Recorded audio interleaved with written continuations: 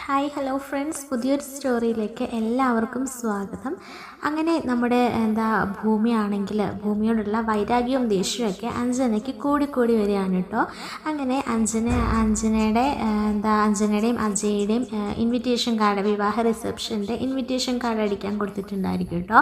അങ്ങനെ അവിടെ അഞ്ജന എന്നുള്ള പേര് മാറ്റി അഞ്ജു എന്നുള്ള പേരാക്കാൻ വേണ്ടിയിട്ട് പറയാൻ വേണ്ടിയിട്ട് അഞ്ജന ആ ഇൻവിറ്റേഷൻ കാർഡ് ടൈപ്പ് ചെയ്യുന്ന ആ സ്ഥലത്തേക്ക് ഫോൺ ചെയ്യാൻ കേട്ടോ. ആ ഒരു സമയത്തായിരിക്കും ഭൂമിയുടെ ഒരു വീഡിയോ കാണുന്നത്. പെട്ടെന്ന് പേര് മാറ്റണം എന്ന് പറഞ്ഞിട്ട് ഭൂമി എന്നിങ്ങനെ വെക്കുമ്പോഴേക്കും അവരോർക്കും ഭൂമി എന്നാണ് പേര് ചേഞ്ച് ചെയ്യേണ്ടതെന്ന് തെറ്റിദ്ധരിച്ച് ഭൂമി വിത്ത് അജയ് എന്നൊരു രീതിയിൽ പ്രിൻറ്റ് ചെയ്ത് കൊടുക്കുകയും ആ സമയത്ത് ഇത് കയ്യിൽ കിട്ടിക്കഴിയുമ്പോൾ എല്ലാവരും ആശ്ചര്യപ്പെട്ട് നിൽക്കാറുണ്ട്. അപ്പം മുത്തശ്ശിയും പറയുന്നുണ്ട്, എന്താ ഭൂമി, എന്താ അഞ്ജു, നീ ഇങ്ങനെ ഉത്തരവാദിത്വം ഇല്ലാത്ത കുട്ടിക്കളി മാറാത്ത ഇങ്ങനെ ഓരോന്ന് ചെയ്യുന്നത്?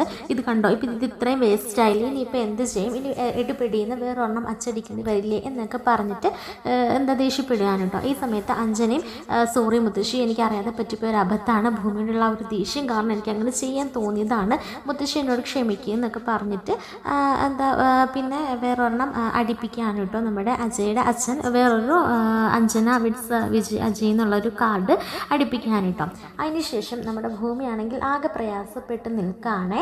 അങ്ങനെ ഭൂമിക്ക് ഒരു തെളിവുകളും ഒന്നും ലഭിക്കണില്ല കേട്ടോ. അങ്ങനെ തെളിവുകൾക്ക് പിന്നാലെ നടന്നിട്ട് പോലും ഭൂമിക്ക് ഒന്നും ക്യാച്ച് ചെയ്യാൻ കഴിയുന്നില്ല കേട്ടോ.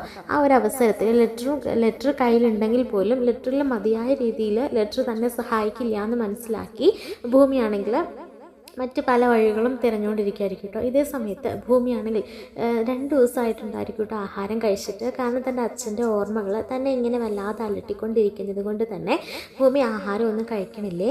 അങ്ങനെ ഭൂമിയുടെ ആ ഒരു സഹായിയായ ആ ഒരു ചേച്ചിയാണെങ്കിൽ വന്നിട്ട് അജയോട് പറയുന്നുണ്ട്, സർ ഭൂമിയാണെങ്കിൽ ആഹാരം ഒന്നും കഴിച്ചിട്ടില്ല, സർ ഒന്ന് പറയുമോ, സാറിൻ്റെ സാറൊന്ന് പറഞ്ഞെങ്കിലും ഭൂമി കേൾക്കും, ഞാൻ പറഞ്ഞിട്ട് കേൾക്കില്ല, അവൾക്ക് എന്തെങ്കിലും പറ്റിപ്പോയാൽ പിന്നെ എന്ത് ചെയ്യും സർ എന്നൊക്കെ പറയുമ്പോൾ ആൽഫ്രഡും പറയുന്നുണ്ട്, ബാജി നമുക്ക് എന്താണെന്ന് പോയി നോക്കാമെന്ന് പറഞ്ഞിട്ട് ഭൂമി കടയിലൊപ്പം ഇങ്ങനെ വിഷമിച്ചിരിക്കുകയായിരിക്കേ. ആ സമയത്ത് അജയ് ചെന്നിട്ട് പറയുന്നുണ്ട്, എന്താ ഭൂമി നീ ഭക്ഷണം കഴിക്കാത്തത്, നീ ഭക്ഷണം കഴിക്കാതിരുന്നു എന്ന് പറഞ്ഞിട്ട് പ്രശ്നങ്ങളെല്ലാം തീരുന്നുണ്ടോ, നിനക്ക് നിൻ്റെ അമ്മേനെ ഇറക്കിക്കൊണ്ട് വരണ്ടേ, അതിന് നീ ഇങ്ങനെ ഇരുന്നിട്ട് കാര്യമുണ്ടോ, അടുത്തത് എന്താ ചെയ്യേണ്ടതെന്ന് ആലോചിക്കല്ലേ വേണ്ടത് എന്നൊക്കെ ഇങ്ങനെ പറഞ്ഞിട്ട് ഭൂമി ഒന്ന് എൻകറേജ് ചെയ്തിട്ട് ഭക്ഷണം കഴിക്കാൻ പറയുന്നുണ്ട് കേട്ടോ. അപ്പോൾ ഭൂമി ഭക്ഷണം കഴിക്കാൻ കൂട്ടാക്കുന്നില്ലേ. അതേ സമയത്ത് ഭൂമിക്ക് ഭക്ഷണം വാരി കൊടുക്കാനോട്ടോ അജയ്. ഇത് കണ്ടുകൊണ്ട് നിൽക്കാനോട്ടോ അഞ്ജനയാണെങ്കിൽ പോലീസ് സ്റ്റേഷനിലേക്ക് മറ്റെന്തൊരു ആവശ്യത്തിന് വേണ്ടിയിട്ട് അതുവഴി പോയപ്പോൾ അജയിനെ കണ്ണ് കയറുന്ന സമയത്തായിരിക്കും അജയ് നടു റോഡിൽ ഇങ്ങനെ ഭൂമിക്ക് ഭക്ഷണം വാരി കൊടുക്കുന്നത് കാണുന്നത്. അങ്ങനെ കലി ഇളകി നമ്മുടെ അഞ്ജനയാണെങ്കിൽ വീട്ടിലേക്ക് വരികയാണ് കേട്ടോ. അങ്ങനെ ഭവാനിയുടെ കാര്യങ്ങളെല്ലാം പറയുമ്പോൾ ഭവാനി പറയുന്നുണ്ട്, മോളെ സമയമൊന്നും വൈകിട്ടില്ല, മോള് വിഷമിക്കാതെ സങ്കടപ്പെടാതിരിക്കുക, കാര്യങ്ങളെല്ലാം നമ്മുടെ കൈവശത്താകുന്നവരെ നമ്മളൊന്ന് ക്ഷമിക്കുക തന്നെ വേണം. ആ ഭൂമിനെ വേരോട് തീർക്കേണ്ട കാര്യം ഞാൻ ഏറ്റവും നിന്നോട് പറഞ്ഞില്ലേ, അതിന് കുറച്ച് സാവകാശം നീ എനിക്ക് താ, അങ്ങനെ ഇപ്പോൾ ഭൂമി ഈ വീട്ടിലേക്ക് കയറി വരില്ല, അത് ഈ അമ്മ തരുന്ന വാക്കാണ് എന്നൊക്കെ പറഞ്ഞിട്ട് നമ്മുടെ അഞ്ജനനെ ഒന്ന് സമാധാനപ്പെടുത്തുന്നുണ്ട് കേട്ടോ. എന്നാലും അഞ്ജനയ്ക്ക് ആ ഒരു കലി തീരുന്നില്ല കേട്ടോ. താൻ സ്നേഹിക്കുന്ന തൻ്റെ അജയ് മറ്റൊരു പെണ്ണിൻ്റെ പിന്നാലെ ഇങ്ങനെ നടക്കുന്നതും അവൾക്ക് ഭക്ഷണം ഊട്ടിക്കൊടുക്കുന്നതും ഒക്കെ ഇങ്ങനെ അഞ്ജനയ്ക്ക് അതൊന്നും താങ്ങാൻ കഴിയുന്നതിലും അപ്പുറമായിരിക്കും കേട്ടോ. അങ്ങനെ രാത്രി ആകുമ്പോഴേക്കും അഞ്ജനയാണെങ്കിൽ ഭൂമിയുടെ കടയുടെ അവിടെ വന്ന് നിൽക്കുമായിരിക്കും. ആ സമയത്ത് ഭൂമി കടയിൽ ഉണ്ടായിരിക്കില്ല. അപ്പോൾ ക്ലോസ് ചെയ്തിട്ട് എല്ലാവരും വീട്ടിൽ പോയിട്ടുണ്ടായിരിക്കും. സ്റ്റേഷനിലാണെങ്കിലും അജയ് ഇല്ല, വീട്ടിലായിരിക്കും കേട്ടോ. ഇതേ സമയത്ത് അഞ്ജനയാണെങ്കിൽ വേഷമൊക്കെ മാറി ഒരു ബൈക്കിൽ ഒരു ഹെൽമെറ്റൊക്കെ വെച്ചിട്ട് ഫുൾ ഗ്ലൗസൊക്കെ ധരിച്ച് മറ്റാർക്കും കാണാൻ കഴിയാത്ത വിധത്തിൽ, അതുപോലെ തന്നെ CCTVയിൽ പോലും ക്യാച്ച് ചെയ്യാൻ പറ്റാത്ത രീതിയിൽ വേഷപ്രച്ഛന്നനായിട്ട് വന്നിട്ടായിരിക്കും അഞ്ജനയാണെങ്കിൽ ആ ഒരു കൃത്യം ചെയ്യുന്നത് കേട്ടോ. അതായത് നമ്മുടെ ഭൂമിയുടെ കടയാണെങ്കിൽ കത്തിക്കുകയാണ് കേട്ടോ, നശിപ്പിക്കുകയാണ്, അങ്ങനെ തീയിട്ടിട്ട് പോവുകയാണ്. ഇതേ സമയത്ത് രാത്രി ഭൂമിക്കാണെങ്കിൽ ഉറങ്ങാൻ പറ്റണേ ഇല്ല കേട്ടോ. എന്തൊക്കെ ദുസ്വപ്നങ്ങൾ ഇങ്ങനെ അലട്ടിക്കൊണ്ടിരിക്കുമ്പോൾ ആ ചേച്ചി ചോദിക്കുന്നത് എന്താ മോളെന്ന് ചോദിക്കുമ്പോൾ എന്തോ മനസ്സിനൊരു വല്ലാഴിക എന്ന് പറഞ്ഞുകൊണ്ടിരിക്കുമ്പോഴായിരിക്കും പെട്ടെന്ന് പോലീസുകാർ വന്നിട്ട് ഭൂമിയോട് പറയുന്നത് കത്തി നശിച്ചു, ആരോ ഒരു ചതി ചെയ്തതാ, വേഗം വാന്ന് പറഞ്ഞ് ഭൂമിയെ വിളിച്ചുകൊണ്ട് പറഞ്ഞത്. അതേ സമയത്ത് നമ്മുടെ അജയും ഇത് കേട്ടിട്ട് എത്തിയിട്ടുണ്ടായിരിക്കും കേട്ടോ. അങ്ങനെ അവർ വെള്ളമൊക്കെ അടിച്ച് അത് കെടുത്തുന്നുണ്ടെങ്കിൽ പോലും കട പൂർണ്ണമായും നശിച്ചു പോയിട്ടുണ്ടായിരിക്കും കേട്ടോ. അങ്ങനെ പിന്നീട് ഇതാരാ ചെയ്തതെന്ന് പോലും അറിയാതെ ഭൂമി കിടന്ന് നിലവിളിക്കുമ്പോൾ അജയ് സമാധാനിപ്പിക്കുന്നില്ല, താൻ വിഷമിക്കാതെ എന്ന് പറഞ്ഞിട്ട് പെട്ടെന്ന് CCTV ഫുട്ടേജ് എടുത്ത് നോക്കുമ്പോൾ അതിൽ ആളുടെ ഫേസും കാര്യങ്ങളും എല്ലാം കവർ ചെയ്തിട്ടുണ്ടായിരിക്കും. അതുപോലെ തന്നെ വണ്ടി നമ്പർ നോക്കുമ്പോൾ അത് കാണുന്നില്ല കേട്ടോ, അത് മറച്ചിട്ടുണ്ടായിരിക്കുമേ. അങ്ങനെ ഒരു തെളിവ് പോലും ബാക്കി വെക്കാതെ ആയിരിക്കും കേട്ടോ അഞ്ജന ഈ ഒരു കൃത്യം ചെയ്തിരിക്കുന്നത്. അങ്ങനെ ആ ഒരു കേസ് തെളിയിക്കാൻ പറ്റാതെ ആകെ സങ്കടത്തിൽ നിൽക്കുകയാണ് അജയ്. കാരണം അജയ്ക്ക് ഭൂമിക്ക് വേണ്ടി ഒന്നും ചെയ്യാൻ കഴിയുന്നില്ലല്ലോ എന്നാലോചിച്ചിട്ട് ഒരു പ്രയാസം ഉള്ളിൽ കിടപ്പുണ്ടായിരിക്കും കേട്ടോ. അങ്ങനെ പിന്നീട് കാണിക്കുന്നത് നമ്മുടെ വീട്ടിലേക്ക് പറഞ്ഞ അജയ് പറയുന്നുണ്ട്, എന്താണെന്നറിയില്ല ഭൂമിക്ക് മാത്രം ഇങ്ങനെ എന്ന് പറയുമ്പോൾ മുത്തശ്ശി ചോദിക്കുന്നുണ്ട്, എന്താ പറ്റി എന്ന് പറയുമ്പോൾ അത് പിന്നെ ഇന്ന് ആരോ അവളുടെ കട നശിപ്പിച്ചു രാത്രിക്ക് ആരോ, പക്ഷേ CCTVയിലോ കാര്യങ്ങളോ ഒന്നും ആ പ്രതിയുടെ മുഖവും കാര്യങ്ങളൊന്നും കണ്ടിട്ടില്ല. എങ്ങനെ അവരെ പിടികൂടുമെന്ന് അറിയില്ല. കട പൂർണ്ണമായ രീതിയിൽ നശിച്ചു. പാവമുണ്ട്, അവൾക്ക് വേറെ മറ്റ് സ്വത്തോ കാര്യങ്ങളോ ഒന്നും തന്നെ ഇല്ല. ഈ കട വെച്ചായിരുന്നു അവരുടെ ഉപജീവനം നടത്തിക്കൊണ്ട് പോയിരുന്നത്. ഇനിയിപ്പോൾ ആ കുട്ടി എന്ത് ചെയ്യും എന്നൊക്കെ പറഞ്ഞ അജയ് ആണെങ്കിൽ ആകെ വിഷമിച്ചിരിക്കുന്ന കാണുമ്പോൾ ഭവാനിക്കൊരു ഡൗട്ട് തോന്നുകയാണ് കേട്ടോ. കാരണം ഇതിന് പിന്നിൽ തൻ്റെ മകളാണോ എന്ന് ഡൗട്ട് തോന്നുക. കാരണം ഭൂമിയോട് ശത്രുതയുള്ളത് ഭവാനിക്ക് മാത്രമാണ്, പിന്നെ അല്ലെങ്കിൽ ഉള്ളത് അഞ്ജനയ്ക്ക്. അപ്പോൾ അഞ്ജനയായിരിക്കും ഈ കൃത്യം ചെയ്തതെന്ന് മനസ്സിലാക്കാൻ കേട്ടോ. അങ്ങനെ അഞ്ജന റൂമിലേക്ക് പെട്ടെന്ന് അവിടെ നിന്ന് നൈസായിട്ട് സ്കൂട്ടായി റൂമിലേക്ക് വരികയാണ് കേട്ടോ. പിന്നാലെ തന്നെ ഭവാനി പറഞ്ഞിട്ടുണ്ട്. അങ്ങനെ വാതിലടച്ച് കുറ്റിയിട്ട് കഴിഞ്ഞിട്ട് ചോദിക്കുന്നുണ്ട്, എന്താണ് ഞാൻ കേട്ടത്? ഞാൻ കേട്ടതൊക്കെ സത്യമാണോ എന്ന് ചോദിക്കുമ്പോൾ അമ്മ കേട്ടത് സത്യമായിരിക്കുമല്ലോ, ഇപ്പോൾ അജയ് പറഞ്ഞത് അമ്മ കേട്ടല്ലേ, ഞാനും കേട്ടല്ലേ, അതല്ല ചോദിച്ചത്, അതിന് പിന്നിൽ നീയാണെന്ന്. ഞാനോ? അമ്മ എന്തായി പറയുന്നത്? ഞാൻ അങ്ങനെയൊന്നും ചെയ്തില്ല എന്ന് പറയുമ്പോൾ ചെകിട്ട് നോക്കി പറഞ്ഞ് കൊടുക്കാനുണ്ട് അഞ്ജനയുടെ. എന്നിട്ട് പറയുന്നത്, നീയൊന്നും ചെയ്തില്ലേ, സത്യം പറഞ്ഞോണം, നീയാണോ എന്ന് ചോദിക്കുമ്പോൾ അതെ ഞാൻ തന്നെ.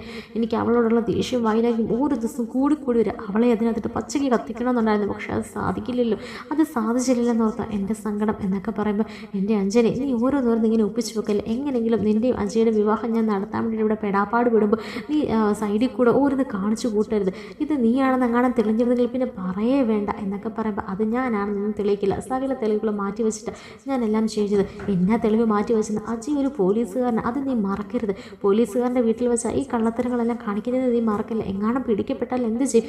പിടിക്കപ്പെടില്ല അമ്മേ. അല്ല അപ്പം ധരിച്ച വസ്ത്രങ്ങളൊക്കെ അതൊക്കെ ഇവിടെ ഉണ്ട്, എന്നാൽ എത്രയും പെട്ടെന്ന് കൊണ്ടേ നശിപ്പിച്ചണം. പിന്നെ ഞാനൊരു കാര്യം പറയാം, അജയിനെ നിന്നെ കൊണ്ട് വിവാഹം കഴിപ്പിക്കുക എന്നുള്ളത് ഞാൻ ചെയ്തോളാം, അത് ഞാൻ ഏറ്റെടുത്തോളം. ഞാൻ പറഞ്ഞില്ലേ, ഭൂമിയുടെ കാര്യം ഞാൻ നോക്കിക്കോളാം, നീ അതൊന്നും ആലോചിച്ച് തലപ്പുണ്ടാക്കണ്ട. നീ ഇപ്പോൾ അജയുടെ മനസ്സിൽ എങ്ങനെ കയറി പറ്റാനുള്ള വഴി ആലോചിക്കും എന്ന് പറഞ്ഞിട്ട് ശകാരിച്ചിട്ട് അങ്ങനെ ഭവാനി പോവുകയാണ് കേട്ടോ. അങ്ങനെ ആകെ ധർമ്മസങ്കടത്തിൽ നിൽക്കുകയാണ് ഭൂമി. പിറ്റേ ദിവസം രാവിലെ ആകുമ്പോൾ ഭൂമിയും ആ ചേച്ചിയും ഒക്കെ കൂടി ആ കടയെല്ലാം വൃത്തിയാക്കുകയാണ് കേട്ടോ. മൊത്തം കടയെല്ലാം വൃത്തിയാക്കി, അതായത് ചാരവും ഒക്കെ ആയിട്ട് മൊത്തം കരിഞ്ഞു പുകഞ്ഞു കിടക്കുമായിരിക്കും കേട്ടോ. ടേബിൾ സാധനങ്ങളെല്ലാം കത്തി നശിച്ചിട്ടുണ്ടായിരിക്കും. അതെല്ലാം കഴുകി പറക്കി പിന്നെ ടേബിളും കാര്യങ്ങളും എല്ലാം അവിടെ നിന്ന് ഒഴിവാക്കുകയാണ്. എന്നിട്ട് ഭിത്തി മൊത്തം കഴുകി പറക്കാണ് കേട്ടോ. അങ്ങനെ ഒന്ന് ശൂന്യമായിട്ട് കിടക്കാനിട്ട് ഇനി എന്ത് ചെയ്യണമെന്ന് പോലും അറിയാതെ വല്ലാത്തൊരവസ്ഥയിൽ നിൽക്കുമായിരിക്കും ഭൂമി. അങ്ങനെ അതെല്ലാം ശുദ്ധിയാക്കിയിട്ട് ഭൂമി വീട്ടിലേക്ക് പോയിട്ടുണ്ടായിരിക്കും കേട്ടോ. ഒരു സമയത്ത് തിരികെ എത്തുമ്പോഴേക്കും കട മൊത്തം പെയിൻ്റൊക്കെ അടിച്ച് എല്ലാ സാധനങ്ങളോടുകൂടി കടയെല്ലാം നല്ല പുതിയ രീതിക്ക് ഫർണിച്ചറൊക്കെ ചെയ്ത് എല്ലാം സെറ്റാക്കിയിട്ടുണ്ടായിരിക്കും കേട്ടോ. അപ്പോൾ ഭൂമി അത്ഭുതത്തോടുകൂടി നോക്കുകയാണ്, ഇതെന്താ സംഭവിച്ചത്? ഇത് കണ്ട ചേച്ചി നോക്കി, എത്ര ഭംഗിയായിട്ട്, ഇത് നമ്മുടെ കട തന്നെയാണോ? ഇതാരാ ഇങ്ങനെ ചെയ്ത് നോക്കിക്ക്, ഇത് എൻ്റെ കടയുടെ പേര് ഇത് കണ്ടോ ഇത് എന്നൊക്കെ പറഞ്ഞിട്ട് സന്തോഷം കൊണ്ട് ഭൂമിക്ക് എന്താ ചെയ്യേണ്ടതെന്ന് അറിയില്ല കേട്ടോ. അപ്പോൾ അതിന് പിന്നിൽ മറ്റാരുമല്ലായിരിക്കും നമ്മുടെ സത്യനായിരിക്കും കേട്ടോ. അങ്ങനെ സത്യൻ കടക്കുകളിൽ നിന്ന് ഇറങ്ങി വന്നത് കൊണ്ട് ഓടിച്ചെന്ന് കെട്ടിപ്പിടിക്കാനിട്ട് നമ്മുടെ ഭൂമി. എന്നിട്ട് സത്യൻ അങ്കിളെ എന്നിങ്ങനെ വിളിക്കുമ്പോഴത്തേന്, ഇത് ഇന്ന് മുതൽ ഇതാ നിൻ്റെ കട, നിനക്ക് അങ്ങനൊരു വിപത്ത് സംഭവിച്ചപ്പോൾ ഏറെ ദുഃഖിച്ചയാളാണ് ഞാൻ എന്നൊക്കെ പറയുമ്പോൾ താങ്ക്സ് എന്ന് പറയുമ്പോൾ അച്ഛൻ്റെ മകൾക്കിടയിൽ താങ്ക്സ് ഒന്നും വേണ്ട കേട്ടോ, നീ എൻ്റെ മകളെ പോലാന്ന് ഞാൻ നിന്നോട് എപ്പോഴും പറയില്ല, അപ്പോൾ നിനക്ക് വേണ്ടിയിട്ട് ഒരു ചെറിയ സഹായം അത്ര ഞാൻ ഉദ്ദേശിച്ചുള്ളൂ എന്ന് പറയുകയാണെ. അപ്പോൾ അജയും ഒക്കെ അവിടെ ഉണ്ടായിരിക്കും കേട്ടോ. അജയ്ക്ക് ഒരുപാട് സന്തോഷമാകുകയാണ്. അങ്ങനെ പറയുന്നുണ്ട്, എത്രയും പെട്ടെന്ന് കട ഉദ്ഘാടനം ചെയ്ത് എന്ന് പറയുമ്പോൾ അജയുടെ കൊണ്ട് കൊടുക്കുകയാണ്. അപ്പോൾ അജയ് പറഞ്ഞിട്ട് ഇല്ല, അത് വലിയച്ഛൻ തന്നെ ചെയ്താൽ മതി എന്ന് പറയണം. അങ്ങനെ നമ്മുടെ സത്യൻ തന്നെ കട ഉദ്ഘാടനമൊക്കെ ചെയ്യാൻ കേട്ടോ. അങ്ങനെ കടയിൽ ചായയൊക്കെ തിളപ്പിച്ച് എല്ലാവർക്കും കൊടുക്കുകയാണ്. അങ്ങനെ സന്തോഷം പങ്കിടുകയാണ്. അപ്പോൾ സത്യന് ഒരുപാട് സന്തോഷമാകുകയാണ് ഭൂമിക്ക് വേണ്ടിയിട്ടൊരു കാര്യം ചെയ്തു കൊടുത്തതിൽ. അത് മാത്രമല്ല സത്യന് ഭൂമിയോടുള്ള കരുതലും സ്നേഹവും കണ്ട് അജയും അമ്പരന്ന് പോവുകയാണ് കേട്ടോ.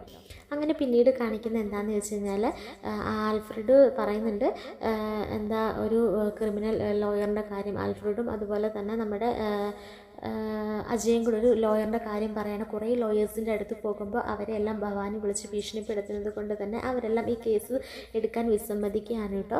പിന്നീടായിരിക്കും വേറൊരു നമ്മുടെ അജയുടെ ഒരു ഫ്രണ്ട് മുഖേനയുള്ള ഒരാളെ പരിചയപ്പെടുന്നത്. അങ്ങനെ ആ ലോയറിൻ്റെ അടുക്കിലേക്ക് ചെല്ലുകയാണ്.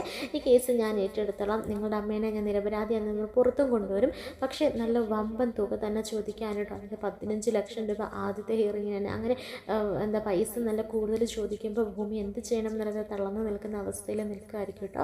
ആ ഒരു സമയത്ത് ആൽഫ്രഡ് ഒരു കേസ് കൈകാര്യം ചെയ്യുകയാണ്. അത് മറ്റൊന്നുമല്ല, ഒരു പെൺകുട്ടി അതുപോലെ തന്നെ ഒരു പയ്യനും കൂടെ, അതായത് കോൺട്രാക്റ്റ് മാരേജിൽ സൈൻ ചെയ്യുകയാണ്. അപ്പോൾ ആ കോൺട്രാക്റ്റ് മാരേജിൻ്റെ ഡീറ്റെയിൽസും കാര്യങ്ങളൊക്കെ ആൽഫ്രഡ് പറഞ്ഞു കൊടുക്കുമ്പോൾ ഭൂമി ചോദിക്കുന്നുണ്ട്, എന്താ ഈ കോൺട്രാക്റ്റ് മാരേജ് എന്ന് പറയുമ്പോൾ ആൽഫ്രഡ് പറഞ്ഞു കൊടുക്കുകയാണ്. അതായത് ഇവർ പരസ്പരം സമ്മതത്തോടു കൂടി 1 വർഷം അല്ലെങ്കിൽ 2 വർഷം എന്ന കോൺട്രാക്റ്റ് പ്രകാരം വിവാഹം കഴിക്കുകയാണ്. പക്ഷേ ഇവർക്ക് തമ്മിൽ യാതൊരുവിധ അഫെക്ഷനോ കാര്യങ്ങളോ ഒന്നും തന്നെ ഉണ്ടായിരിക്കില്ല. പറഞ്ഞു തീരുമ്പോൾ, അതായത് കാലാവധി വരെ പ്രകാരം മാത്രം ഭാര്യ ഭർത്താക്കന്മാരായിട്ട് ജീവിക്കും. അതിനുശേഷം ഡിവോഴ്സ്, മ്യൂച്വൽ ഡിവോഴ്സ്, മറ്റൊരു നഷ്ടപരിഹാരമോ കാര്യങ്ങളോ ഒന്നും തന്നെയില്ല. ഇവർ ഈ കോൺട്രാക്റ്റിൽ ഒപ്പുവെക്കുമ്പോൾ ഒരു ഇന്ന തുകയും കൂടെ പറയും. ആ ഒരു തുകയ്ക്ക് സംബന്ധിച്ചിട്ടാണ് ഇവർ കോൺട്രാക്റ്റ് മാരേജ് ചെയ്യുന്നത് എന്നൊക്കെ പറയുമ്പോൾ ഭൂമി അത്ഭുതത്തോടു കൂടി കേൾക്കുകയാണ്. ഇതൊക്കെ സത്യമാണോ? ഇതൊക്കെ ആദ്യമായിട്ട് കേൾക്കുക. ഇങ്ങനൊരു കാര്യമൊക്കെ, വിവാഹം എന്ന് പറഞ്ഞത് പവിത്രമായ ഒരു കാര്യമല്ലേ, അതിനെ ഇങ്ങനെയൊക്കെ വ്യാഖ്യാനിക്കേണ്ട കാര്യമുണ്ടോ? അത് മാത്രമല്ല, അത് വിവാഹം നടക്കുന്നത് ഭൂമിയിലല്ല സ്വർഗത്തിലാണെന്നൊക്കെ പറയുന്നത് കേട്ടിട്ടുണ്ട്. പക്ഷേ ഇപ്പോൾ അതൊക്കെ വെറും ഒരു പേര് മാത്രമാക്കി മാറ്റിക്കഴിഞ്ഞല്ലോ. 2 കുടുംബങ്ങൾ ഒന്നു ചേർന്ന ഒരു പവിത്രമായ നിമിഷമാണത്. അതിനെ ഇങ്ങനെ വാല്യൂ കളയേണ്ട കാര്യമുണ്ടോ എന്നൊക്കെ ചോദിക്കുമ്പോഴത്തേന് ആ പെൺകുട്ടി പറഞ്ഞത്, അതൊക്കെ ഞങ്ങളുടെ കാര്യമല്ലേ, ഞങ്ങൾക്ക് കോൺട്രാക്റ്റിലൂടെ വിവാഹം കഴിക്കേണ്ട ആവശ്യമുണ്ടോ, അങ്ങനെ വിവാഹം കഴിക്കുന്നു എന്ന് പറയുമ്പോൾ, അല്ല അപ്പോൾ ഇതിൽ കുട്ടികളുണ്ടായാൽ അതിനെ എന്ത് ചെയ്യും? കുട്ടികൾ ഉണ്ടാവാതെ ഞങ്ങൾ ശ്രദ്ധിക്കും. അതുമാത്രമല്ല, ഞങ്ങളുടെ കോൺട്രാക്റ്റിന് ഞങ്ങൾക്ക് പല വ്യക്തിപരമായ കാരണങ്ങളുണ്ട്. അതിന് വേണ്ടിയിട്ടാണ് ഞങ്ങളെ വിവാഹം കഴിക്കുന്നത്, അല്ലാതെ കുട്ടികളെ പ്രസവിച്ച് അതുങ്ങളെ നോക്കാൻ വേണ്ടിയിട്ടോ ഒന്നുമല്ല എന്നൊക്കെ പറയാനുണ്ടോ. എന്നാലും 2 കുടുംബങ്ങൾ ഇനി 2 കുടുംബങ്ങൾ ഒന്നിക്കുന്ന ആ പവിത്രമായ സുദിനത്തിന് ഇങ്ങനെ വില കളയേണ്ട കാര്യമുണ്ടോ? നിങ്ങൾക്ക് വിവാഹം കഴിച്ച് നേടേണ്ട എന്ത് കാര്യമാണുള്ളത്? ഇതൊക്കെ പവിത്രമായി നടത്തപ്പെടേണ്ടതല്ലേ, ദൈവത്തിൻ്റെ സന്നിധിയിൽ വെച്ച് നടത്തപ്പെടേണ്ടതല്ലേ എന്നൊക്കെ പറയുമ്പോഴത്തേക്കിനും അതൊക്കെ കേട്ടിട്ട് ചുറ്റുമുള്ള ഒരുപാട് ആളുകൾ ഇങ്ങനെ കൈയടിക്കാൻ കേട്ടോ. അപ്പോൾ അത് കേട്ടിട്ട് അജയ്ക്കും ഭൂമിയോട് വല്ലാത്തൊരു മതിപ്പ് തോന്നുകയാണ് കേട്ടോ. ആ സമയത്ത് ആ പെൺകുട്ടി പറയുന്നുണ്ട്, ഞാൻ ഇങ്ങനെ വഴി പോകുന്നവരുടെ കിന്നാരം കേൾക്കാൻ വേണ്ടിയിട്ടല്ല തങ്ങളോട് ഈ ഒരു കേസ് തന്നത്. ഞങ്ങൾ കോൺട്രാക്റ്റ് മാരേജ് കഴിക്കുകയും ചെയ്യും, അത് കഴിഞ്ഞ് ഞങ്ങൾ ഡിവോഴ്സ് ആകുകയും ചെയ്യും. അതിന് ഇത്ര വലിയ ഷോ ഒന്നും നടക്കേണ്ട കാര്യമില്ല എന്ന് പറഞ്ഞിട്ട് ആൽഫ്രഡിൻ്റെ കയ്യിൽ നിന്ന് ആ കേസും വാപ്പസ് ചെയ്തുകൊണ്ട് പോകാൻ കേട്ടോ ആ പെൺകുട്ടിയൊക്കെ. അപ്പോൾ ഭൂമിയോട് പറഞ്ഞ, എൻ്റെ പൊന്നു മോളെ, നീ വന്ന് എൻ്റെ പണി കളയല്ലേ എന്ന് പറഞ്ഞിട്ട് ഭൂമിയെ പറഞ്ഞു വിടുന്നുണ്ട് കേട്ടോ. ആ ഒരു സമയത്തായിരിക്കും കോൺട്രാക്റ്റ് മാരേജിനെ കുറിച്ച് ഭൂമി കൂടുതലായിട്ട് അറിയുന്നത്. അപ്പോൾ ആ ഒരു സമയത്ത് മനസ്സിലാക്കുന്നുണ്ട്, അതായത് ഒരു തുക, അതായത് നമ്മൾ പാരിതോഷികമായിട്ട് വാങ്ങിയിട്ടായിരിക്കും ഈ ഒരു കോൺട്രാക്റ്റ് മാരേജ് ചെയ്യുന്നത് എന്നൊക്കെ മനസ്സിലാക്കുന്നുണ്ട് കേട്ടോ. അത് പിന്നീട് നമ്മുടെ ഈ അമ്മേനെ ഇറക്കാൻ വേണ്ടിയിട്ടുള്ള കേസിന് വേണ്ടിയിട്ട് നമ്മുടെ ഭൂമിയാണെങ്കിൽ അജയോട് ചോദിക്കുകയും അങ്ങനെ ഇവർ കോൺട്രാക്റ്റ് മാരേജ് ചെയ്യുകയൊക്കെയാണ് കേട്ടോ ഇനി വരുന്ന എപ്പിസോഡുകളിൽ കാണാൻ സാധിക്കുന്നത്. അങ്ങനെ പിന്നീട് ഈ ഒരു സ്റ്റോറി പോകുന്നത് എന്താണെന്ന് വെച്ചാൽ, ഭവാനിയാണ് ഇതിനൊക്കെ പിന്നിലെന്ന് ഇപ്പോഴൊന്നും അറിയില്ല. കുറേ എപ്പിസോഡുകൾക്ക് ശേഷമായിരിക്കും. അതുപോലെ തന്നെ ഇവരുടെ വിവാഹമാണെങ്കിൽ കുറേ എപ്പിസോഡുകൾ കഴിഞ്ഞിട്ടായിരിക്കും കേട്ടോ. ഇത് തെലുങ്ക് ബേസ് ചെയ്തിട്ടാണ് കേട്ടോ ഈ സ്റ്റോറി പറയുന്നത്.